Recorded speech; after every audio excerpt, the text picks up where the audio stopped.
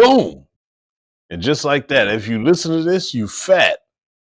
Why? Because it's Fat Tuesday. And I appreciate you listening to another episode of Coach E Game for All Seasons on Fat Tuesday, brought to you by Perfect Time Fitness with your boy Coach E, local neighborhood high school basketball coach, local neighborhood high school football coach, local strength coach for the Twinsburg Tigers football program.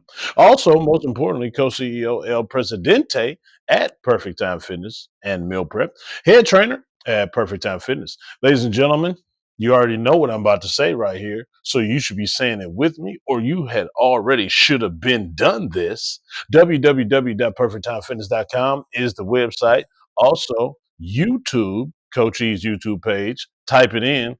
My man Zen broke it down, and I'm gonna keep using his example. Type in Coach E Game for All Seasons to see every episode and every other piece of content we got up on that thing. So go ahead, join the family. Download, like, share, subscribe to that YouTube channel, and also leave us a review so we can see what we're doing, so we can take constructive criticism. Last but not least, email the show at gameforallseasons at gmail.com. Now we got all the business out of the way. We done paid our bills. We done gave people shout outs. We done gave Universus shout outs. Universus being the YouTube channel. We got two assistant coaches on the left hand, my right, left hand side. Cleveland Guardian Zen is back in the building. What's up, Gardo Zen? What's going on, Coach E? So, Mr. Taboo Timmons and Coach E, I know y'all are big movie watchers. I label y'all as cinephiles. So the Oscars was this past weekend on Sunday. So did y'all fellas see any of these movies that they had in the Best Picture category?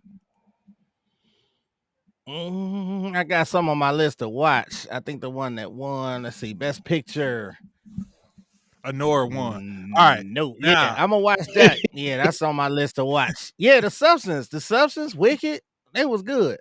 I ain't got the other stuff yet, but Nora, that's on my list. That's been on my list though, even before the Oscars. Look good. What about you, Pretty Coach Woman. E?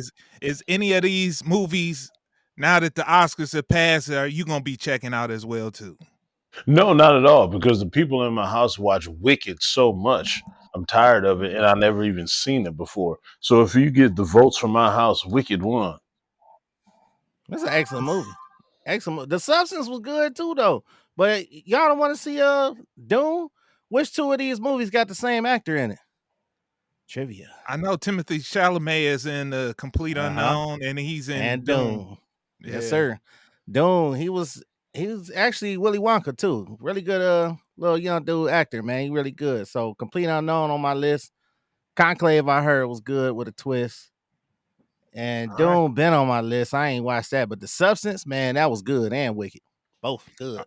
All right, so Siskel and Ebert, the black Siskel and Ebert, we waiting on y'all reviews. So so y'all got to get to watching. Let the people know was the Oscars real or not. So I'm gonna leave that to y'all. So, but what's good, fellas? Not Wicked, because I hate musicals. Anytime, like every 5 minutes go by and you gotta hit me with a rendition of the voice monologues, I can't watch it.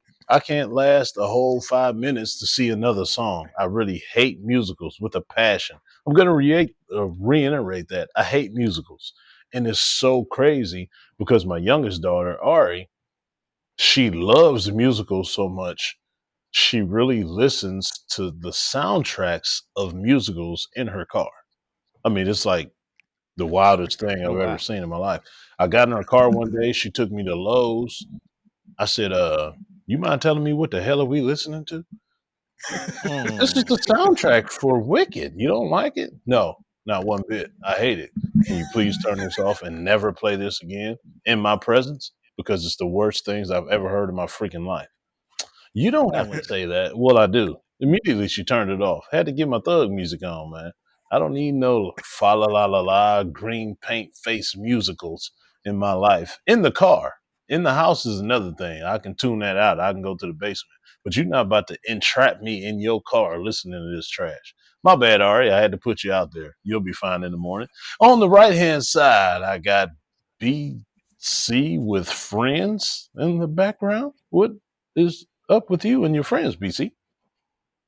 Got my friends here, Pikachu, calves. I got Squishmallow calves, and I got B Sizzle calves. You know what that say? That say calves, calves, calves. The hottest, the El Grande, the Cajun of the Green Monsters, the whooping. Oh man, I've been enjoying this, and now folks want to get on board. They want to talk about they was here the whole time. Look, bandwagon riders, wait till the championship. Wait till the championship. Zen, Hood. I don't know, Hood. I don't know what side you on, man. You ride with Coach E a lot, so I don't know if you hating on the Cavs, you loving the Cavs. What we doing? I'm on your side, bro.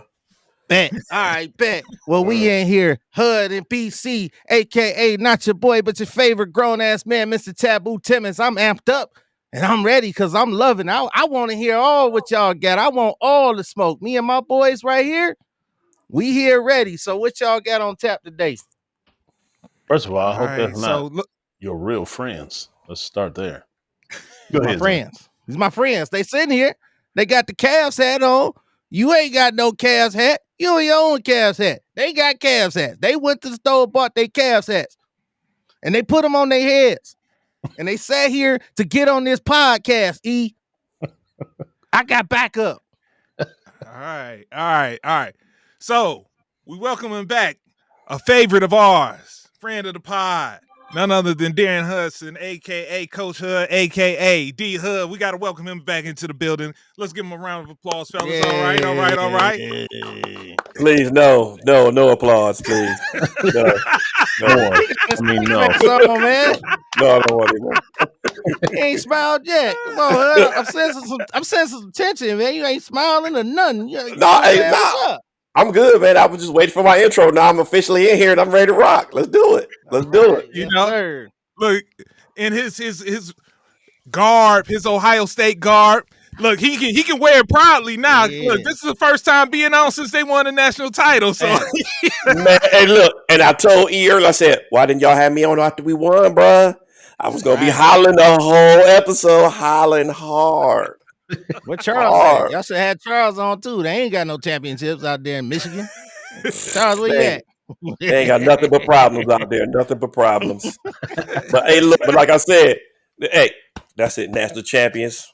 We them dudes. That's all I'm gonna say. Mm-hmm. All right. Nah.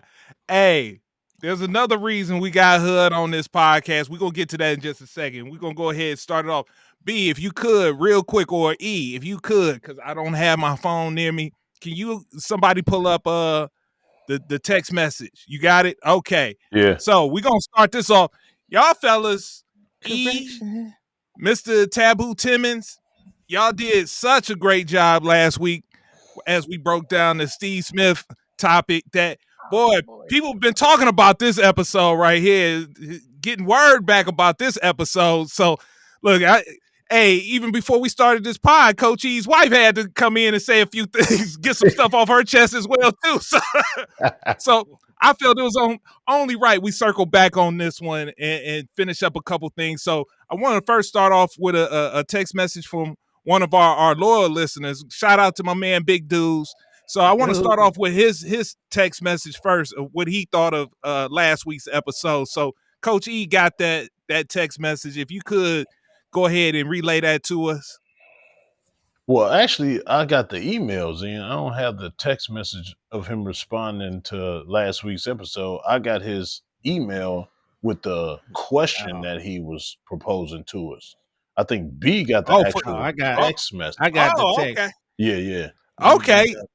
Wait a minute. So look, out of this, we all in disarray right now. All right. True. So is the text message?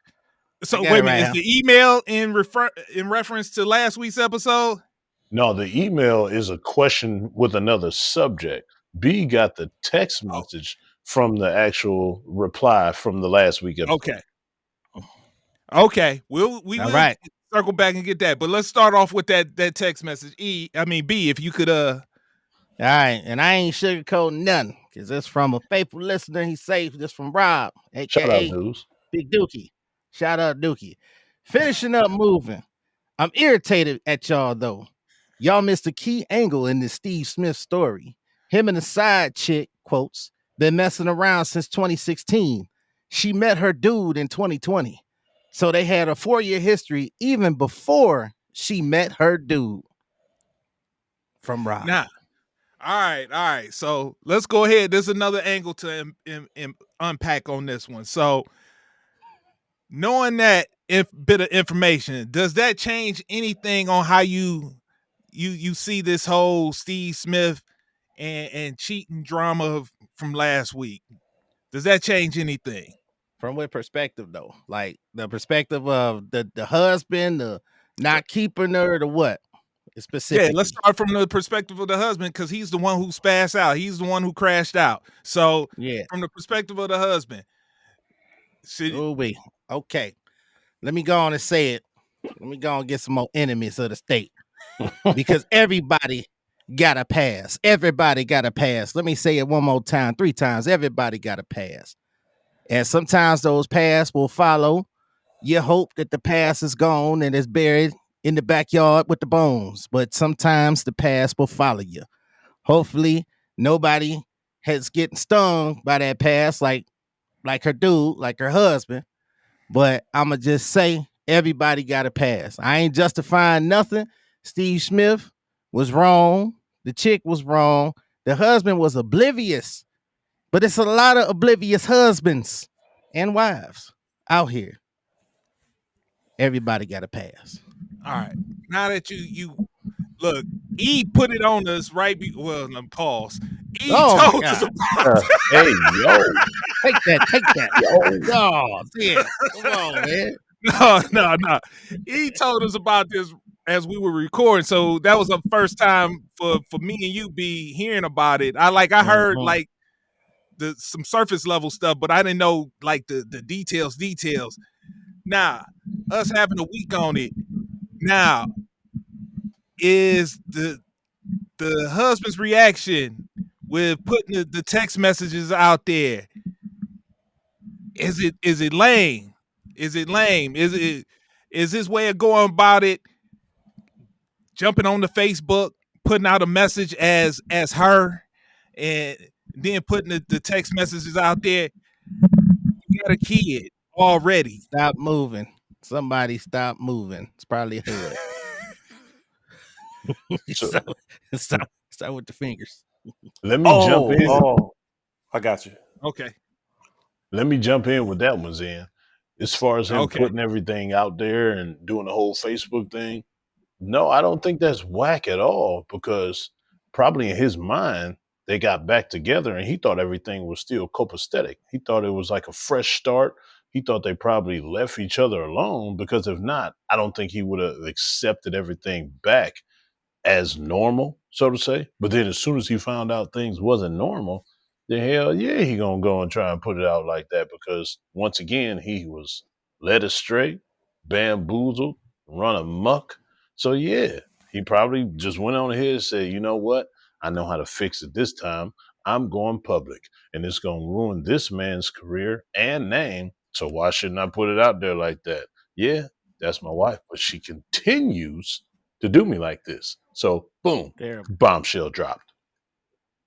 All right, so Hood, do you think it got the desired effect, him doing that? Because I personally don't think it got the desired effect that he was going for in trying to ruin Steve Smith. I think more so now that folks are like, hey, this is an athlete.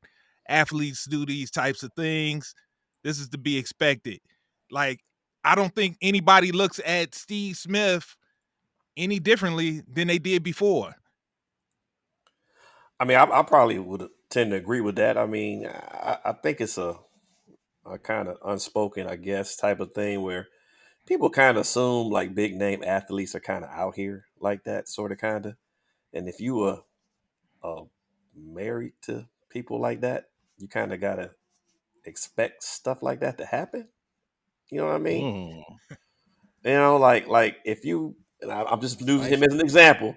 If you married to LeBron, you know LeBron doing some things out here in the streets or whatever. As long as you don't bring that home, a lot of people kind of like, if I was married to Serena Williams, like, all right, Serena probably doing what she do, but you know, as long as she keep the bills paid and don't bring nothing home, I guess I'm gonna have to live with that.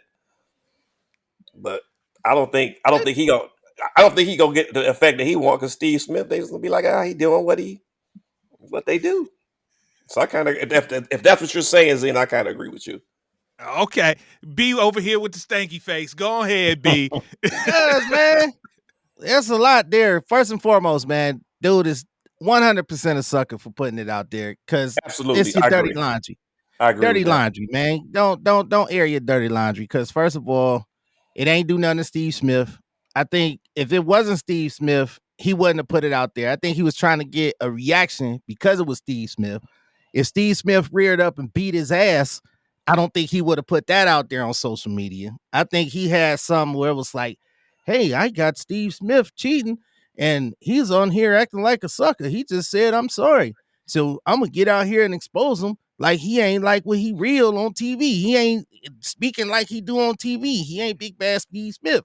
I think that's the reaction that he was trying to go for and put out there. You sucker for that. Steve Smith said, I'm sorry. I mean, what else is there to say? If you go to the man that's poking your lady, then what else you expect him to say? I mean, okay, my bad, dude. I'm sorry.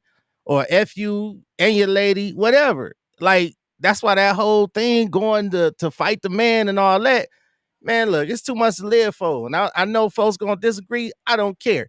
It's too much to live for. This woman didn't value you. She went out there, got it all going down her throat and everything. I don't know if y'all looked at the text messages, but she was yanking them tubas and she was playing them tubas. Oh, yeah. Okay.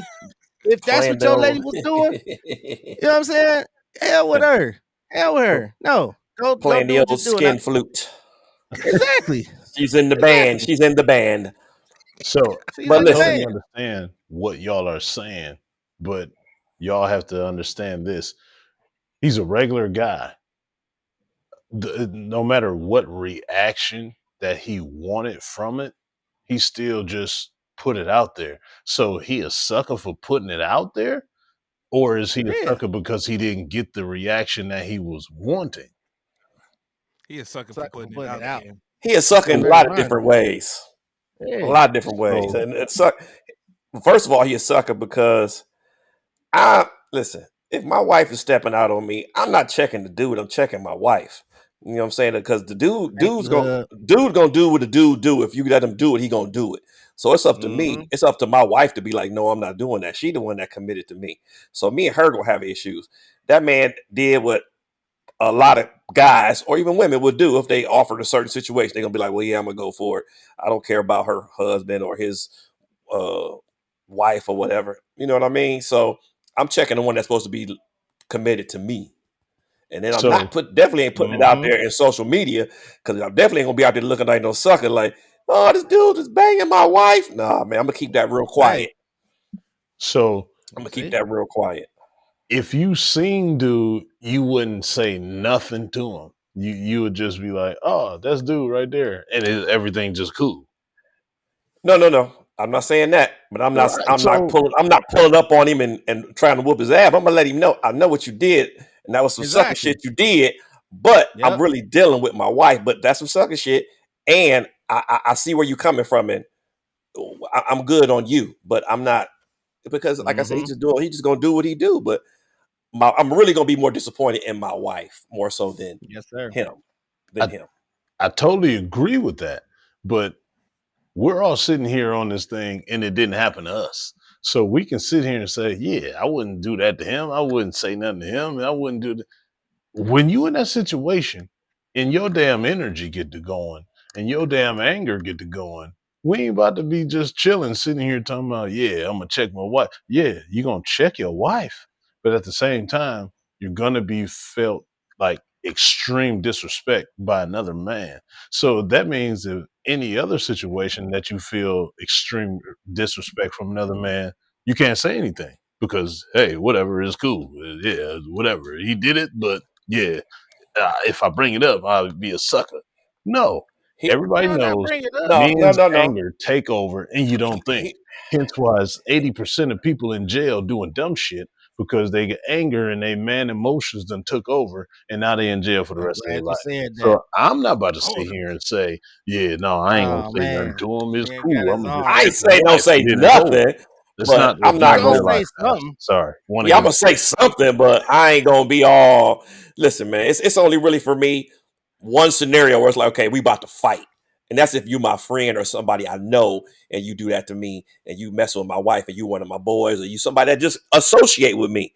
Then I'm gonna have a problem because you know that's my wife, and we supposed to be lightweight cool, and you trying to bang or you banging my wife. Now we gonna have to fight because you know the situation. Not at this age. Not at this age. Look, let me real quick, Z. I know you got that finger going, and it's like Batumbo and all of that. Dare I say? Real quick.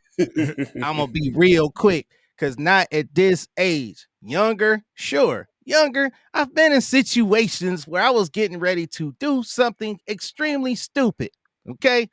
And I had to look myself in the mirror and say, yo, what about the shit you did? So all those people that think, oh, what be, it's like you check yourself and you say, is it worth it? Because let's face it, E, you fighting somebody. I know if your big ass roll up on somebody, they might not want to fight you. Then what? You know what I'm saying? You done did this over somebody who stepped out on you, who stepped out on your commitment to you, and that ain't worth it. You know, I get what you're saying with the manhood takeover and all of that, but sometimes, especially as black men, we got to stop, think a second, and say, is this really worth the trouble, especially in 2025, because everybody is shooting. Ain't nobody trying to wrestle with your big ass. That get real, bro. And I agree with you. Hey, B, I agree with you because guess what? Hey, look, one thing I ain't built for, I ain't built for jail. So if I ain't got to go, I ain't going. You know I ain't built for jail. I ain't going back. I ain't going. So if I ain't got to go, I ain't going. Like I said, had to be an extreme situation where I'm gonna really get into it. But go ahead, Zen. I'm sorry, you got your say. I'm just gonna say this. So my thing is, as far as with the sucker, I was like, I don't want to say you don't get no sympathy from me, but it's a little less sympathy because in that Facebook post, you said she got arrested for domestic violence twice, and you still stuck by. So that is not just that. There's also red flags along the way to let you know. Wait, what? So this shouldn't. She whooping his ass? In the Facebook post, he says she got arrested for domestic violence twice. She was over there cheating. She whooping your ass and cheating on you. You a sucker, bro. Man, come on. That's exactly. Come on. I didn't know that now part. Y'all seeing it. Now y'all seeing what I'm talking about. I didn't know that part either, man. What else you leave out, E? You got real selective on the details, man. But once again, we sitting here not affected by this situation. And I don't care if y'all could call me a sucker or whatever. If I'm in that situation, I know how anger and emotion can take over the situation and your thought process and your reactions and your actions. Y'all are going to do something different than what y'all are literally sitting here saying. So that's why I'm going to refrain for calling another man a sucker for doing what he did. Because he's in that situation. He's directly affected by that situation. And I'm not about to judge a man on how he reacted and did not react or whatever you have. I'm just going to say, all right, well, whatever. It's not me in that. He ain't gonna put it on Facebook. I'll take back the name. I'll take back the name myself. He ain't a sucker. You ain't gonna put it on Facebook, or you just gonna knock on some doors. You gonna be like, hold on, let me post on Coach E Game all season. Hey, this happened. This happened. She was whooping my ass. And now I'm gonna go. No, he's just gonna roll up. Right. That's the sucker part I'm talking about. But that's the difference in people and personalities. Maybe that's the only way that he was thinking to do. It don't make sense to us because we not in it, and it don't make sense to us. He actually confront him. I don't know. Did he actually confront him like man to man, physically got into an altercation with him? Called him on the phone where it was safe. Man, look, I'm gonna tell you something, bro. I'm gonna tell you something. Listen, I'm gonna share a little bit of my life with y'all. So when I met my wife, she had a boyfriend. And so me and her started. You was dirty macking. Oh man, we started. I knew it about you, Hood. I always knew that about you. You look like one of them smooth fellas. Go ahead, Hood, man. So we started kicking it. You know, she started hanging out with me, and she was kind of phasing him out, but hadn't phased him out yet. She was at my house one day. My phone rings. Who's on the other line? This dude calling, looking for her. And I'm like, yo, man, why you calling my house? Oh, I know she over there. I said, that's neither here nor there. Why you calling my house? If this is the choice she made, this the choice she made. So why you call? And next thing you know, we on the phone for another 15 minutes. He like, well, why she coming over there? I don't know, man. Why you? I don't know. You need to talk to her about that. And in my head, I'm like, he's a sucker. He's a sucker. He's a sucker. Like, why you calling and talking to me? You need to check your lady. Check her. Don't check me. You know what I'm saying? Because right now you're coming off real suspect. Asking me a whole bunch of questions. When she's sitting right here next to me, you can ask her yourself if you like. You know what I'm saying? So in my head, I'm just saying, in my mind, I'm thinking, this nigga. I'm sorry. He a sucker. He a sucker. So I get you get what I'm saying though? I got you. I got you. Look. Now, real quick, Hood. Yeah. Part 2. Mm-hmm. You had something about last week's episode. That's why you jumped on this week as well too, about the discussion from last week. What was it that you saw from last week that got you in such a rage? No, maybe I'm mistaken, but I was thinking on the episode. Was it at the beginning? I'm talking about the episode when B was talking about the situation with his wife or whatever. So I don't know if I'm talking about the same episode. Okay, so no. That was last week, wasn't it? That was when E was giving him advice on some stuff, and he was like, "Well, no, I ain't doing that. I ain't doing this." You know, so I was thinking more. Shit, I don't know. You gotta elaborate, man.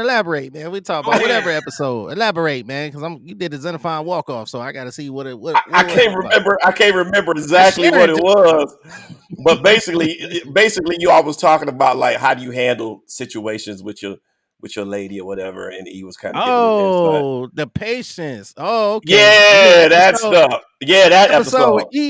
Where E told me absolutely nothing. That boy danced like Sugar Shane and Ali. He ain't tell me nothing. So what part got you so angry and worked up?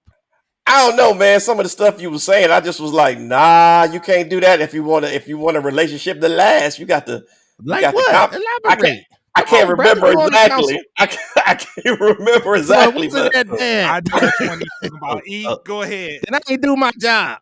Allow me to retort.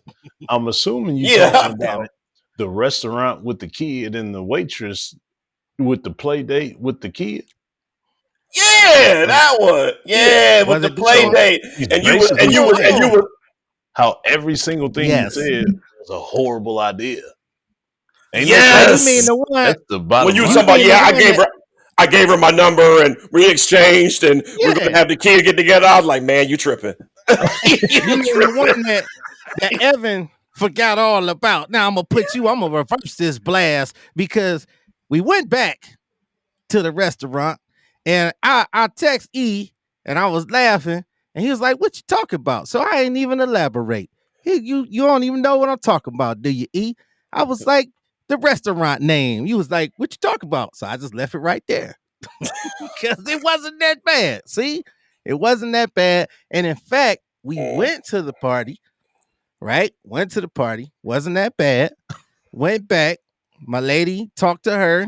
They exchanged some good pleasantries about a Christian book club, which I saw the connection forming inside of my brain all through the church. I swear to you, this is what I saw. And exactly how I envisioned it, this is what happened. And she even said, we're going to give them an invite to the next party. I ran the husband. So there you go. B came through. You got to be a visionary, man. I'm a visual person. I saw the connection. That's all. I'm reformed. You got lucky. You got lucky that worked out. Because when you was explaining it, I just was like, nah, this ain't gonna work. Let me go to the bathroom. I was like, this ain't gonna work. You know, and I realized it was bad was when I was explaining it at home. And that's all she said was like, oh, you got a number, huh? I'm like, whoa. I said, we got a number. It was bad. It was bad. I will admit it was bad, but it was good intentions. And the intentions worked out.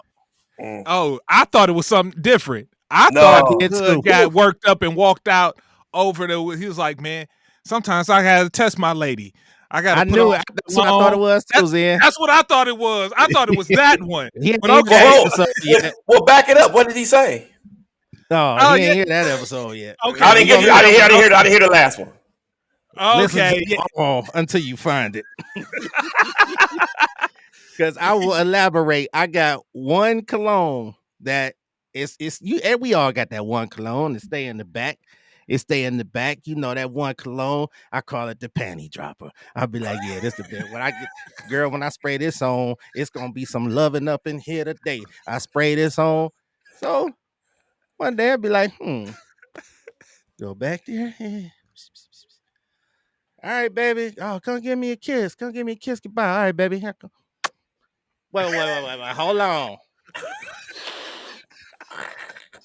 Here's your ass going. To the lady with the computer, what you put that on for?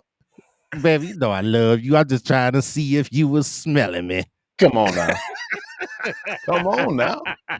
He say he like to do that little random test every now and then with his wife to make sure she on her toes. That's what I thought you was gonna get on him about.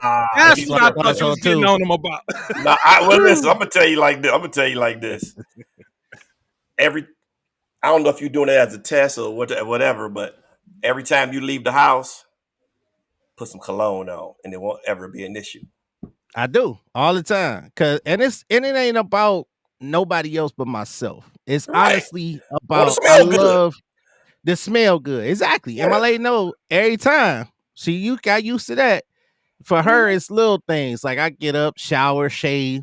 Cause I'm gonna be honest, I don't shower every single morning and before y'all make that face, I'm a man who don't sweat. I don't sweat a lot. Like it take a lot for me to sweat. So I can get up and put on the same t-shirt. It ain't funky or nothing. It's weird. And then some days all the hormones come out, the hormonal sweats. It's like that's what I'm tribal. Like I am man. So them sweats I got to shower. But if I get on the shower and I do the what is that little soap? The little soap and all that. And sometimes, and ironing. Cause I hate ironing, but I iron sometimes. I iron every night. What you ironing for? I gotta go to work. I gotta go to work. I gotta go to work every day. You ironed that jacket, didn't you? You ironed that Ohio State jacket, didn't you? I have to present myself in a particular way when I go to work because I deal with children and I deal with adults, and I have to present myself in a professional manner. I can't walk in a wrinkle. In school, exactly. I work in a school. I can't be wrinkled. Yeah. Hey, what the young girl say the other day? We was lifting. She said, "Wow, sir, you dress very nice." Exactly. I came from work with the lift, and she's like, "I like your outfit." I was like, "Thank you." I put time into what I wear, and like you said, B, every time I leave the house, I put on cologne. And I'll be honest with you. I like when a woman to say, "Man, you smell really good." I'll be like, "Thank you." Yeah, I like that.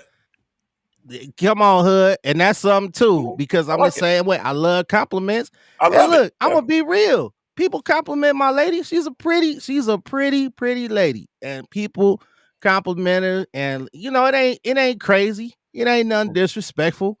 Cause they be like, "Oh, big cat, my bad." Big dog. But I'm like, "Hey, yeah, she is pretty." It ain't nothing disrespectful. I ain't disrespected. But I love when somebody compliments something. I ain't gonna lie. And a lot of times my hair, somebody compliment my hair and smell good, whatever. It make me feel good. That's all. Hey, B, we on the same page on that, man. I eat all that compliments up. I eat all that up. Oh, I like your outfit today, Mr. Hudson. Yeah, I love it. Thank you. Appreciate it. Yeah. I go home and tell her sometimes so too. I be like, hey, I tell my wife all the time. I tell her all the time. Yeah, see, we here. The time. All right. Enough of this love fest. All right. Break it up. Light Skin Nation. Yeah, there it is. I'm the odd man out, and I love being the odd man out. I hate cologne because I sweat so much. I don't need cologne on. It's just gonna make me sweat.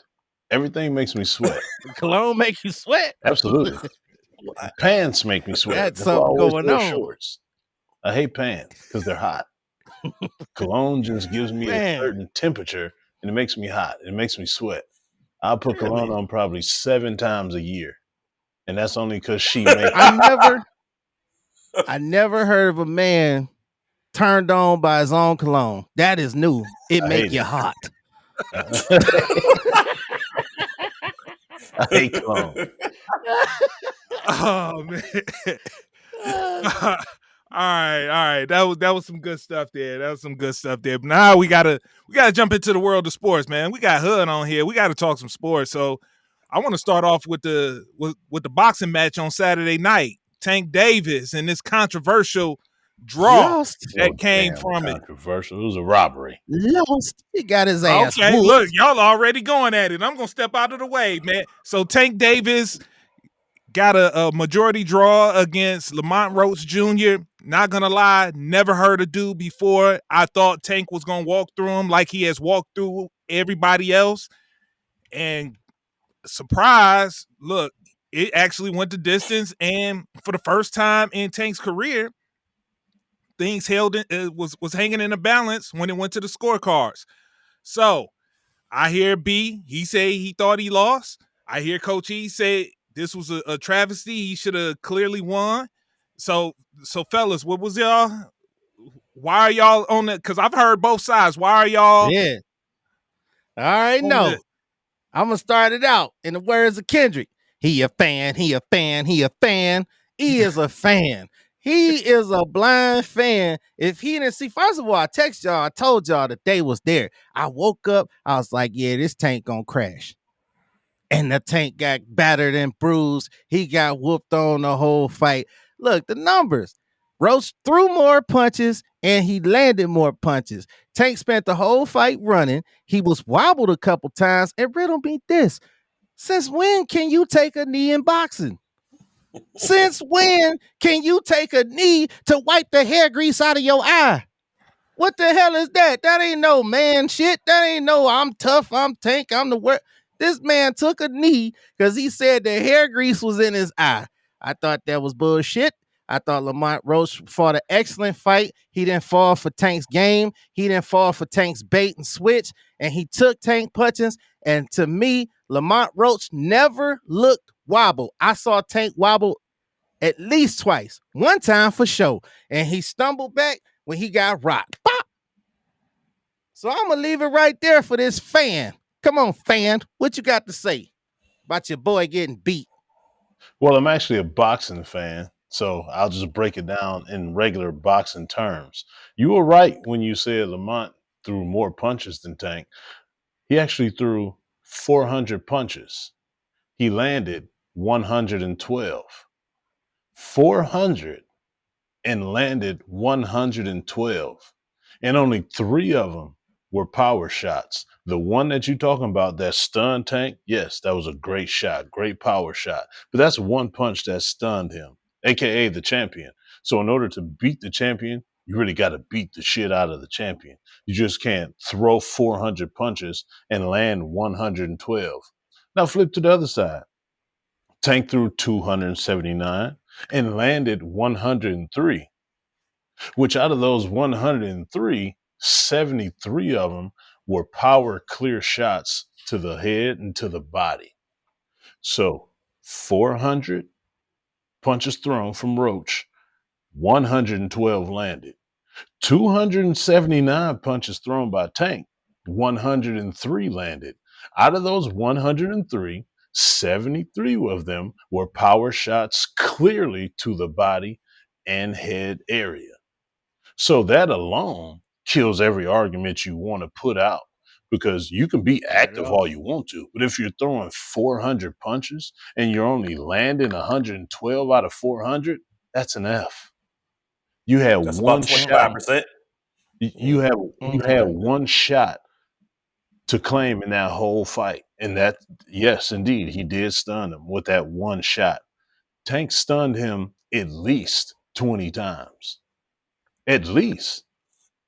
No way. And out of that 112 punches that Roach threw, a lot of them were pillow punches, meaning that it had no steam behind it. Yeah, he connected. I'm not saying that he didn't connect, because clearly the numbers are the numbers. But in order for you to beat the champion and take the belt and take the throne, you really have to beat the shit out of the champion, which he did not do. And let's talk about that knee you're talking about. So it's 3 judges, right? In a fighting ring, it's 3 All in judges. favor of the champ, obviously. Yeah. It's 3 judges and it's 1 referee. So they all know the rules, correct? So if all Sure. 3 of them did not deem that a knockdown, which it is a clear definition of the whole knockdown, that punch or that contact that connected to Tank, it was not a punch of significance. So therefore, he was allowed to take that knee and it not be deemed a knockdown. Because literally, when he threw that punch, go back and watch it. It's on tape. It's on YouTube. Roach threw that punch. It hit Tank in the eye, like literally the eyeball, not the whole fist connecting to his face. The glove literally hit him in the eyeball. That hair grease stuff he talking about, that was a lie. It just didn't happen. It literally, the glove touched Tank's cornea. That's why he got up and started blinking like that. And then once he started blinking like that and couldn't see, that's when he took the knee. So if it was a punch of significance, which 3 veteran judges and 1 veteran referee, so that's 4 people that saw that and deemed it not to be a punch of significance, so he took the knee. So no point should have been deducted as they did. So even with all that being said, 400 punches, 112. That's an F. You didn't connect enough. You didn't do a job to beat the champion. You were just pity patting the champion's face. You barely even like really hit him in the face hard. Gervonta's face was not distorted. Roach's face had a lot of swollen areas on it. And you can sit here and say, yeah, some people don't swell up like that. But if you got hit with 112 punches out of the 400, I'm going to continue to say that so you can really comprehend how horrible of a percentage that is. You should have the same swelling or more because you just said he landed 9 more punches to him. So his face should have been distorted just like Roach's was.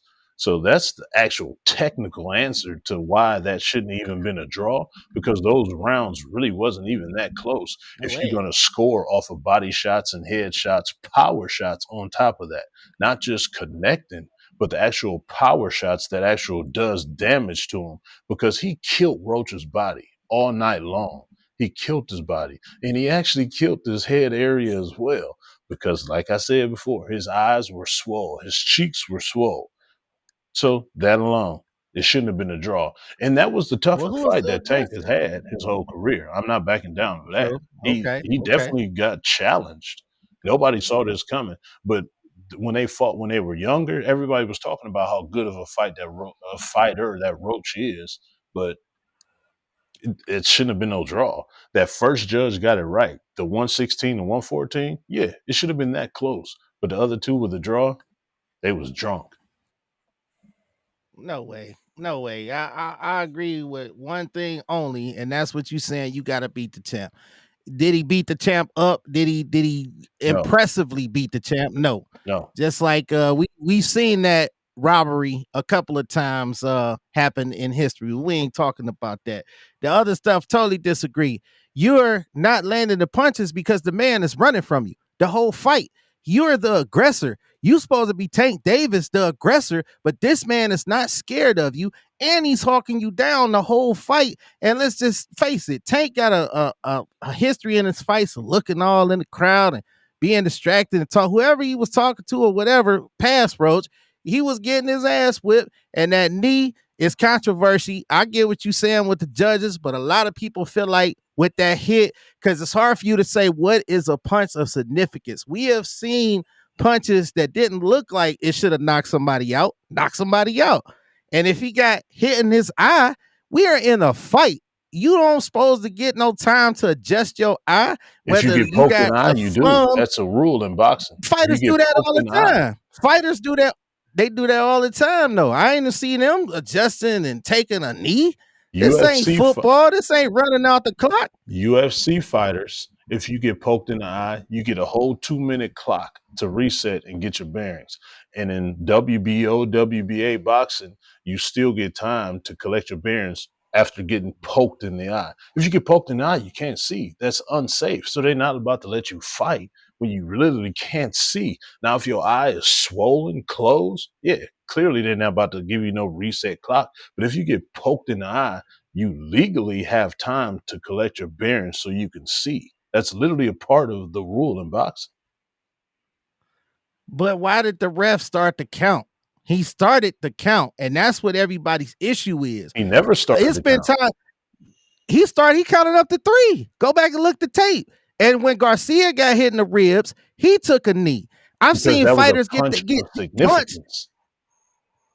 Oh man, that was a clear body shot, like a clear. So if you get hit in your eye in a boxing match, that's not a punch of significance. No, because the whole fist did not connect. Just the glove went in his eye. His whole fist did not connect on the eye. So if that whole fist connected on the thumb part of the glove or whatever, yeah. So if the whole fist connected on the eye, he clearly wouldn't have had no argument in it. It would have been a knockdown.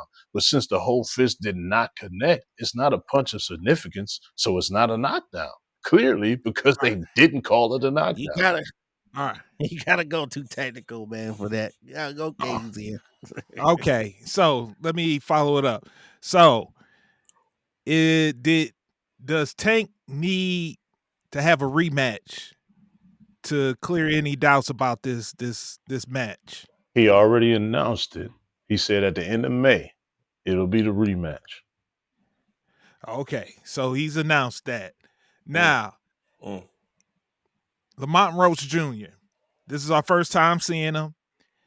He putting on this type of performance.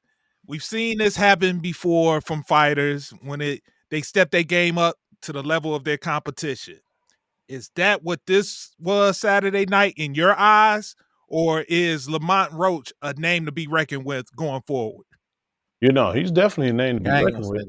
Because I seen him on a lot of undercards. So he won a lot of the undercards that I seen him on. He's actually a good fighter. He just doesn't have power behind his punches. So he relies on the numbers and connections. He's a Sugar Shane guy. Sugar Shane Mosley has no power behind his punches, but he gonna touch you a lot. But I'm gonna keep reiterating 400, 112. Track shoes. Track shoes. All right, Hud, you was kind of quiet on that one. I'm gonna let you pass on that one. I'm gonna let you pass on that. No, I mean, I'll be very honest with you. I mean, I didn't think the fight was kind of boring to me. I mean, I ain't gonna lie, I watched it. It was boring. What was that spicy take? That was supposed to come in like 10 minutes ago, man. Where was that at? When they was on the roll, they was doing their thing, but it wasn't any flurries going back and forth. I mean, it was just kind of ho-hum. Like it didn't really hold my attention like I thought it would. But I will say that knee thing kind of threw me off a little bit. I don't think I've ever seen that before, where it had to be some kind of consequences to that, and he just took a knee. Exactly. Right. I mean, he was talking about he got the sulfurate in his eye. He need to switch to Blue Magic or something. I don't know, but I mean, I'm just saying, you can't just take a knee in the middle of a fight. That's just because you got hit in your eye. You can right, uncivilized. You know what I mean? Hold on. Right. Let me take a knee. Come on. But I can see where I wasn't too surprised by the draw, but it did seem like Roach kind of was a little more, like I said, a little more active, and maybe active ain't necessarily enough to win, but he was more active. He was kind of doing more things. But if you look at like you said, if you look at the percentages, if he only landed 25-26% of his punches, and Tank is landed what was almost 50%, then that's something to look at. But overall, it really didn't do much for me. But hold on, I just got one more rebuttal, Zen. B said Tank was running all night long. So in order to throw 400 punches, you have to be in a close vicinity for quite a long time, or a lot of times in one fight. 400 punches is a lot of punches. And in order for him to land 9 less than the opponent, that means they had to be in close quarters quite a bit for the fight. And the fact that Gervonta is 5'5" and Roach is 5'6.5", you can't contact your opponent from a very far distance. So you have to be in close quarters to each other. So I don't understand the whole running thing. I didn't see running just because when boxers use the ring, a la Floyd Mayweather, everybody always say he was running. Muhammad Ali, I guess Floyd. he's a runner too, just because he uses the whole ring. I don't agree with that. But to each his own. Let me just ask you one question. Who was more aggressive? Clearly Roach, but Gervonta's style is not that. Gervonta's a counter puncher. So in order for him to counter, he has to wait for his opponent to throw a punch. That's just the way he boxes. He waits. Same way as Mayweather. He waits his first three. He wait his first three. Yeah. He do. He wait his first 3 rounds. He calculate. No. He's great. Not even Turn it on the 4th round. He waits till they throw a punch because he's a counter puncher. Yeah, he watch him a little bit first. I see more watching, and he even say to compute what's going on, and he look for stuff like Garcia. He look for stuff. He's great at that. I give him his kudos. He's great at that. But I think Roach, maybe it was fighting him early in his career, watching him study and research, whatever you want to say. Maybe he just wasn't buying into that. I'm gonna buy into your plan so you can counter me to death. And then when he did try to turn it on, a la 7, 8, 9, his magical rounds, it didn't matter because Roach to me ate them punches. He ate them, and it was like, oh, that's all you gotta do. Okay, come on, let's box. Yeah, he ate them. They still connected. He just didn't knock them out. They still landed. But he ain't do nothing against them. All right. I'll see you next fight. I'll see you next fight. I get you. Y'all tell me this. So is this the field catching up with Tank? Did Lamont Roach Jr. provide a blueprint on how to possibly beat Tank Davis? No. Not at all. Okay. There we go. All right. And moving on. Now let's talk about some let's take it to the world of the NBA and let's talk some Cavs. Here we go. The Cavs are now in the midst of their 3rd winning streak of 10 plus games. No other team has one. Is no team have one winning streak of 10 games? If I'm not, I might be off on that one. Okay, but if I'm not mistaken, okay, so OKC got one 10-game winning streak, and everybody else doesn't have more than one. The Cavs is the only ones with more than one 10-game winning streak this season. And so they're in the midst of it. They just beat the Chicago Bulls to win their 11th straight game. But I want to go back. So in the midst of this streak, the highlight is the Boston Celtics game on Friday night. So there's 2 ways of looking at it. Cavs got down, correct me if I'm wrong, 25-3 or 25-2? 25-3. 25-3. 25-3. Now, we could say, all right, we want to know if the Cavs have championship medal. They was able to come back from a 25-3 deficit and come out victorious. On the other side, you could say, all right, you knew how big this game was, and you came out like that to a 25-3 deficit. Then you follow that up against the Portland Trail Blazers, and you were down 18 in the 3rd quarter and had to come back against the Portland Trail Blazers, who was at the bottom of the Western Conference, and you struggled this last game against the Chicago Bulls. But I'm wondering, is as far as when it comes to having to come back, is that a something that we should be applauding, that they have that in their skill set, that they can come back from large deficits to still become victorious? Or is it a lack of attention that they're allowing to be put in these situations, and that isn't necessarily a characteristic of a champion? You can't get off the slow starts like that against quality teams. So they consistently, over the last 2 games, they've done that. What they did it with what you said with Boston and then with Portland, and I mean, they made obviously a great comeback, but that's not good playoff basketball. You can't dig yourself a hole like that and keep continuously trying to fight and get out of that hole, because eventually that's going to come back and bite you. So I would say that's more of a negative thing more than a positive. I know what you're saying in the sense of, oh, well, they showed metal to be able to come back and show some things. But if you stay out of that situation, you ain't got to worry about that. So it's a double-edged sword. But I'm more concerned with the slow start more so than the great comeback. Okay. All right. So we got Cavs fan number 1. Y'all seem to be on the same page as with your fandom here. So I'm gonna go to Cavs fan number 2, whose fandom is in another direction. What do you have to say about that? Who the hater? The hater guy? Who you talking about? Which one? Not the hater. We say the hater for last. We say that. Yeah. We say the hater for last. He got to frown up a little more. He gonna frown up a little more. I literally walk past him at practice like, you're a hater. No, I'm just saying. You're a hater. He told us that too. He told us. You know what I'm saying? Everybody was happy except him. I think he was frowning up. I ain't watching that shit. I ain't watching that. Look, wait till the playoffs.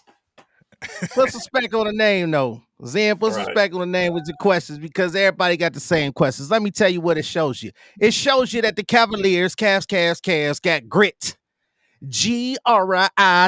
Grit means because some teams, you going to come out. I mean, if it's a perfect world, the perfect teams, they can play great and go 82-0. It doesn't happen. It doesn't happen in the playoffs. You got teams that they have a playoff game. Hell, against the Warriors, I think the Cavs in 2016, I think we got blown out and we blew them out in the finals. So it's going to happen. Sometimes it happens. But what this shows is that you could get slapped in the mouth. You could get hit in the mouth, Rocky Balboa style, Clubber Lang style, and you could come back and still just finish the fight. And not only finish the fight in impressive fashion. Everybody coming into the game, including Stephen A. Perk, all of them talking about the damn Boston Celtics. They put the Celtics at the number 1 team. I don't want to hear that shit. I ain't worried about no Celtics. They number 3 behind us, OKC, then the Celtics. So despite all of that, and Jason Tatum, applause, because he came out on a mission.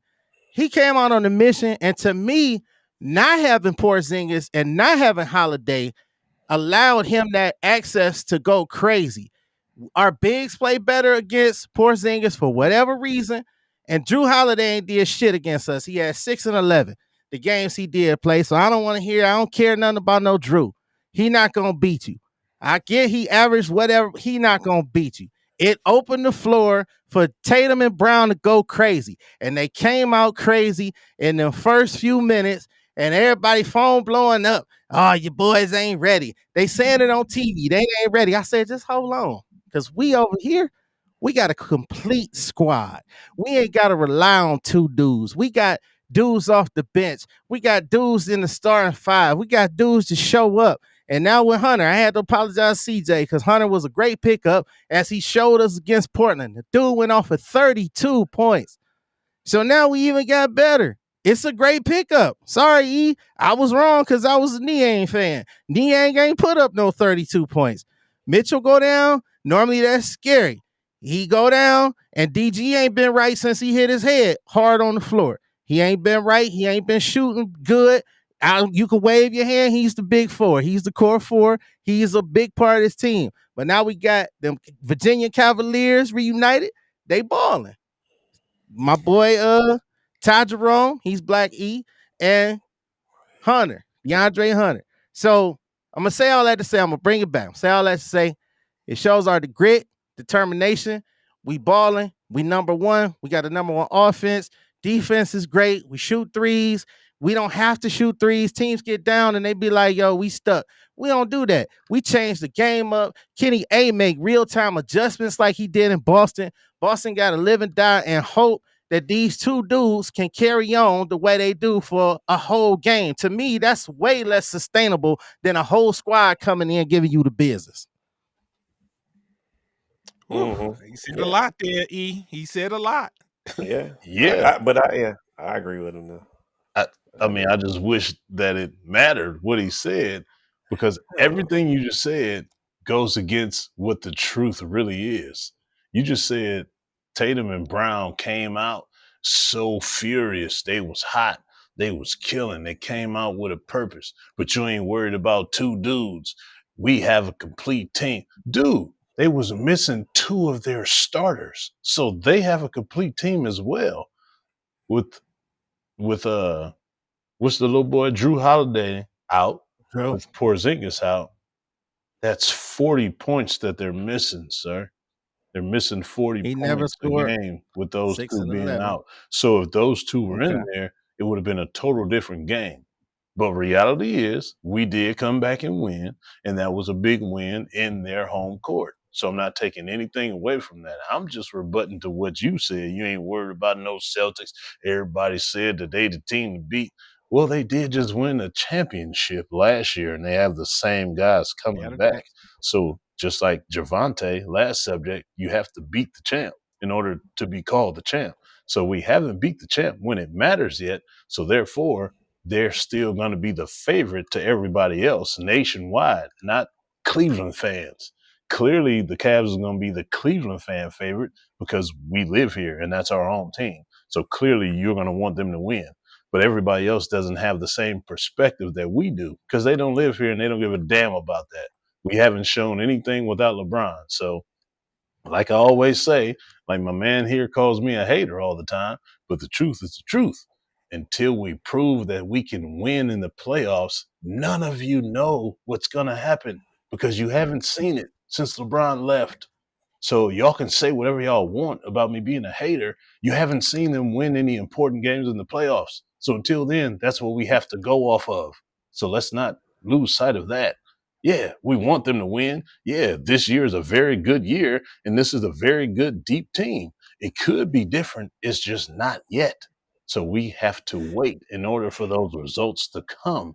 So you can call me a hater all you want to. But wait. Game. Here's my thing. Here's my thing with you. Can't you just enjoy the moment? What's happening right now? Why you got to be like, oh, we gotta win all our playoff games. Can't you just enjoy the 50 game we won? That's all I'm saying, man. But you make it like you make it sound like, oh, we won 50 games, we still ain't shit though until we win 2 playoff series. Come on, man. Pretty much that's what it boils down to. In honest ways, that's what it boils down to. But me saying all this is just reminding you guys, y'all are the one head over heels over this stuff like we won something already. I'm just reminding you, we haven't won shit yet. We haven't won the Eastern Conference final game. Exactly. We enjoying the moment. We haven't been there since. Okay? I am enjoying the fact that I come home and I look on my phone and be like, okay, the Cavs play tonight. I got to get home to watch the Cavs. I am enjoying that. I literally watch on Sundays. Where on Sundays when the Browns play, I go cut my grass or go bird watching. You understand what I'm saying? That's all my shoes, man. Right. I my old shoes. I love the fact that I look forward to seeing them play. So I enjoy all 50 victories or 51 or whatever. You can't just be in the moment. You just got to be like, oh, we got to do something later. We got to do it later. What about now, man? Now. And this team better. This is a better team than the 2016 Cavaliers. A better overall team. No, we don't got the GOAT because you had the GOAT. You had Kai. The other players all the way down, pound for pound. This is a better team, E. It's better than the 2016 team. So while y'all are sitting here telling me to enjoy the moment, can y'all acknowledge anything that I just said? Y'all just acting like that's just not reality. No.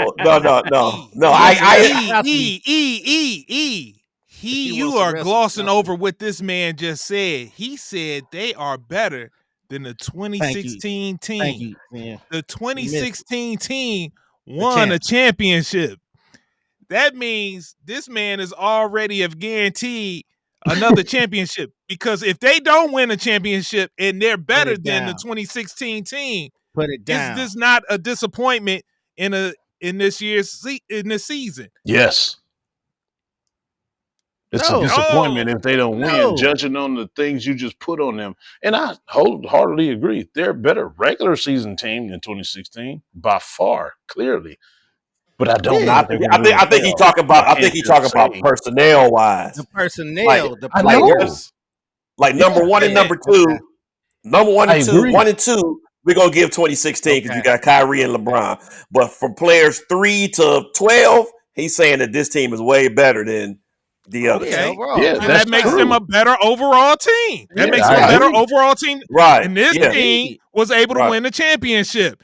If you Yeah. tell me that, that means if anything short of a championship is a disappointment. If you put it to me like that, Yeah, to a degree. I mean, I understand what he's To a saying, but degree. but at the same time, I agree with B, but I disagree with him in the sense that 1 and 2 that we had, man, they was pretty damn good. You know what I'm saying? And we don't. Yeah, I they was don't know. I don't know if we have, because anytime you got an issue, let's throw it to number one. Let's throw it to our number it's one option. nobody's He'll Bron. bail us out. He'll bail us out. Nobody, Bron. Bron is the Right. greatest of all time. He led in all categories. Nobody is saying that anybody on this team was capable of that. Mhm. But on down, and y'all gonna throw tomatoes, y'all really gonna, you know where I'm going. Kyrie is a number 2. okay. Yeah. Darius or Donovan, Kyrie level. Oh, Minus all the fancy dribble moves. Darius or Donovan, Kyrie level, especially Donovan. So- Come on now. I know I'm you cool. ride with me with You Donovan. say Darius? You saying Darius Garland is like as good as Kyrie? Darius or Donovan? Oh no, Indeed. no. I go with Donovan. I go with Donovan, but not Darius. No. not even close with How Darius. you go with Donovan? So I got one. Okay, what about Donovan? E? He's close. He's not Kyrie though. What? No. No, Kyrie ain't Donovan. Come on now. I'm asleep. What Kyrie do that Donovan? I mean, besides the fancy dribbles, I give you that. I have to look that up. Because in my head, I think Donovan gonna give me more than Kyrie. I think Donovan gonna give me more than Kyrie. Donovan gonna give you more. Donovan gonna give you better defense. Better defense. He's stronger. Defense. Right. He better defense than Kyrie was playing. Yeah, Kyrie wasn't playing defense like Kyrie that. was Man. liability Play lightweight. defense. I didn't say he didn't. I didn't say he better couldn't than play, but Donovan's defense is better. That's all I'm saying. I ain't saying Kyrie was just standing there like James Harden. But if I'm trying to get one stop, give me Donovan over Kyrie. Give me Donovan. Donovan's Kyrie was a lighting the midget. ass. He was getting. Who is he going to So stop? Kyrie. Kyrie shorter. He's shorter than Donovan. And that's why Kyrie didn't stop anybody. So who is Donovan going to stop? Exactly. He's smaller than Kyrie. No. He's bigger. Donovan's taller than Kyrie. No, He's Donovan 6'4". is shorter. 6'2". No, Donovan is shorter. No he's way. shorter, but he's a lot thicker and a lot stronger. A lot bigger and stronger, though. He's at least Let's 2 be inches clear. shorter than Kyrie. Yeah, but he ain't as strong. Kyrie is 6'2". What are we saying here, guys? And Donovan Kyrie is 6'1". 6'2". That's why I say they're about the same. Donovan ain't no damn 6'1". He's 6'1". Yeah, he's 6'1". He's 6'1". They play with his height, but you can go and find the article where he admits that he's 6'1". He listed Now, 6'3". Kyrie, but he don't play like he's 6'1". But he's 6'1". You can exactly. put it in Who there. banging Put it that in there. ball on the Celtics? Not Kyrie. Who banging that ball cockback style? Ah. Yep. I give it to you. He the only one who can actually dunk the ball on the team. Now, this is the thing. Man, this is the dry hating. Listen. You told me I'm still on this 2016 better than 2016. Get him, Zen. Nah. You tell me you got LeBron, you got Kyrie, 1 and 2. There's still no clear number 2 on this team, man. That's going to be dependable when Donovan goes, because we know Donovan going to show up. We don't know who is coming to show up. We knew Kyrie would show up. We do not know who is going to show up when it comes to these major games. We know Donovan's going to be there, ready to go. Who's going to show up? Who can you say is that number 2? But that's the beauty of it, Zen. That's what I'm saying. Is the beauty of this artistic. I'm answering the question because you don't know. Just like you don't know, you can't prep for a second guy. You can't prep because you got Ty Jerome that can come off the bench, kill you. DeAndre Hunter. You got Evan Mobley that can go crazy. You got DG. I know y'all don't like him, but DG got a couple 40-point games. He coming in, he balling. These dudes hitting 4 or 5 threes. You got Merrill who can light it up. You got Strus that can light it up. You can't prep for a second guy like you can do for everybody else. In the playoffs, Z. Yeah. I see where you're coming from. I see it. Who you saying these guys ain't gonna get no tick? If you You see where are you're coming from, wrong. you're blind too. But you are wrong, E. It's not gonna be a 6-man rotation like you dreaming about. It's just not. Who you gonna sit down?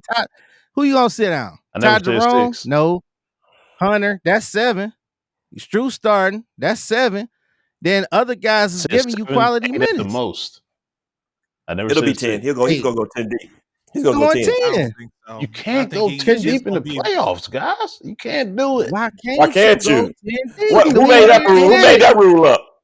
Who made that rule up? As far as major minutes, it will be like 8 guys. The other, if 2 more come off the bench, it's gonna be limited minutes, very 7 limited minutes. But as far as the bulk of the minutes, it's gonna be 8. It's gonna be an 8-man rotation, and we know the 3 coming off the bench is gonna be Hunter, Jerome, and Dean Wade.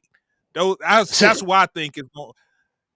That's it. That's it. So Sam Merrill ain't gonna get no clutch minutes. Green ain't gonna get no clutch minutes. No. Why? None of them. Hold on. Okay, let's back it up. Y'all need to help me out then. Okay. Been watching basketball all my life, played basketball, high school, whatever. What is this hard rule that you guys are sticking to where it's only an 8-man rotation? Why? Why does it have to be that way? Why can't it be 10? Why can't it be 10? What's the issue with that? Is the 10 going to be productive? Because if the 10 they're productive now doing it, they're productive now doing it.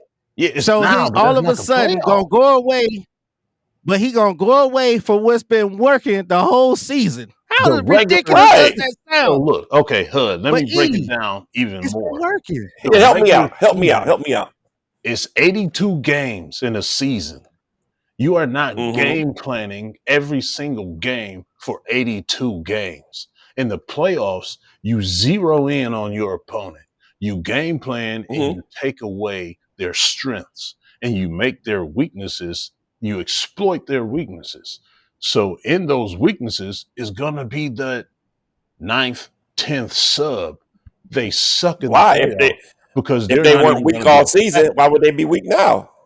Exactly. Why would you go away from the plan that's been working for the whole season? Once again, they are not as skilled as your top 7 players. So if you want to rely on your 9th and 10th guy to go against the other team's 1st through 7th guys, so you think Sam Merrill is going to compete with Damian Lillard? You think Sam Merrill is going to compete with Jalen Brunson in the playoffs? They're going to expose him. They're going to make him, they're going to switch everything and make him guard everybody. He can't do it. So they're not going. So therefore, he's a liability on the court. So you think that there's a big enough, a large enough drop off from player 8 to player 10 that they can't play now?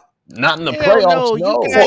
So if you had Isaac Okoro are going to get minutes, guys. So if you had. It's unbelievable. I really believe in this. Help me understand it. Help me understand this. So if you are dealing with guys, let's say everything being equal, let's say it's an all-star team, and your 10th guy is Devin Booker. He don't play because he's the 10th guy in the rotation because you only do 8. See, that's a fantasy world because nobody's 10th player is Devin Booker. It just doesn't work like that. No 10th player in the league is Devin Booker. Devin Booker is the top 2 people on his team. So you get my point. That one. But listen, okay, so for me, here's my thing. Things change, man. The times change. At one point in time, you would never run your quarterback. Not everybody runs their quarterback. At one point in time, I mean, you know what I'm saying? So it's like, hey, man, if it's working now, why try to fix it? It might be time to do something different. Right. Everything, it don't always got to be 8 men. It's working. We are 50-10. We are 50. Well, 51.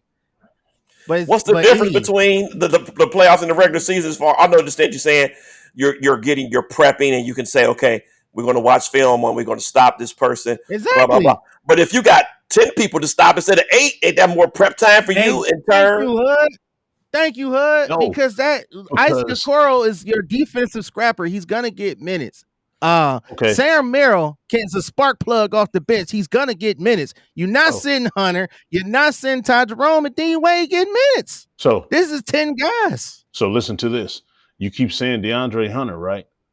We traded away Karis LeVert and Georges Niang. Right. Who would have been our 8th and 9th person coming off the bench? Are you going to rely on Georges Niang and Karis LeVert in a playoff series to put you in position to win a game, let alone win a series?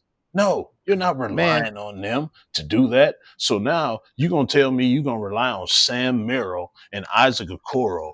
What the hell is Isaac Okoro going to do to help you win a relying. Right, they're just coming in playing their role, their part. It's the same what they did against the Boston Celtics. That was a team effort. Dean Wade came in and gave minutes. Because the Celtics are playing their 1 through 10 in the regular season. Go ahead, put Isaac Okoro against their 1 through 5 and see what happens in the playoffs. It's not going to be good, because guess what? Guys need rest, and guys do. I know y'all say y'all never seen it with the Warriors. I've seen it in this dimension. I'm talking about in the playoffs now, because in the playoffs, guys get tired. Guys are going to need a rest. Guys are going to have, you're going to have to look down that in between games. Nobody's going to be tired. But we not going to do what we did, because it's funny, because when JB had a tight rotation, you criticized them really bad, E. You and Zen criticized him for having a regular tight season. No, I'm talking about in the playoffs and the regular season. Y'all said he was wearing his. He was doing the Tom Thibodeau. He was wearing his players out in the regular season, to where they couldn't be at their highest productivity in the playoffs. Kenny has done the complete opposite. He's giving his guys rest. He's playing them less minutes. Why? To make sure they're ready for the playoffs. Because that's when they're going to have to play their heaviest load. Get them. That's I can't wait until the playoffs. Y'all telling me they ain't going to put in Sam Merrill and Isaac Okoro. Y'all not watching the games. Y'all sleepy. Then we need to go to sleep, because we not saying they going to get 20 minutes a game. No, he gonna press those guys to come in and fill in the gaps when guys is tired or guys is off, because guys do get off, guys. And you gotta be able to look down that bench and see who gonna come in the game. If Sam Merrill can come in and give you 10 minutes and give you whatever 9 points, make 3 3-pointers, that's what we need here. Now sit down. That's all we need. That happened against Boston regular season. Hold on. We just came to a consistent, because we did all that yelling to come to the same conclusion. 8 players is going to get the majority of the minutes. Yes. You just said 10 minutes. We said if anybody else, 9, 10, they only coming in for just a little bit. They're not going to play heavy minutes. They're only going to get at the most. He was saying they only get. He was saying they only could play 8 players. Period. Thank you, because they moved the goalpost. Right, you moved the goalpost. They moved the goalpost, man, all the time. You play it back.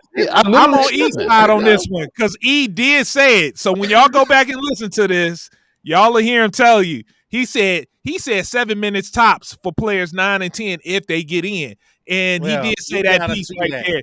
So if he said it, I'm sorry, but that's also good minutes, because it's not just a small rotation. He's going to play all the teams, all the players, and it's not going to be the same amount of minutes. We know that, E. If you said that, I'm sorry, brother, but all the dudes is going to get in. Let's just get that straight, and I can't wait.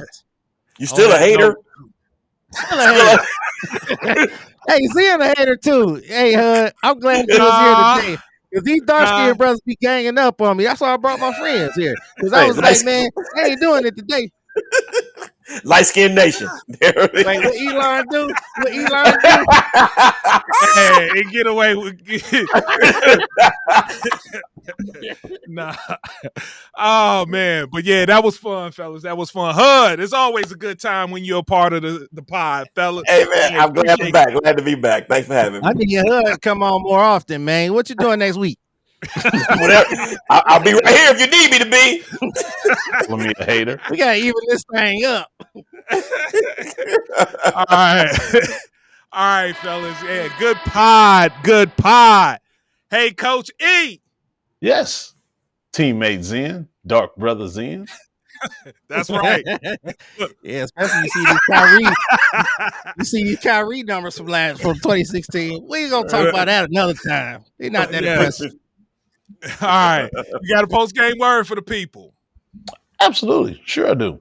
All right, ladies and gentlemen, gather around, taking the all eyes on me. Today's word is make the start count. You have to make the start count. You got to start somewhere, so you might as well make it count. In order for it to count, you must do it. A lot of people get a little nervous starting something new. They always overthink it. They always over-prepare. They always say, yeah, well, I ain't ready yet. I got to get my mind right. Yeah, I ain't ready yet. I got to get this together. You're wasting time. You're procrastinating. Make the start count. Just start. Don't even come up with an excuse. You already have the plan together, so just start it. You just delaying the inevitable. You delaying your process, you delaying your blessings, and you delaying your winning. So make the start count.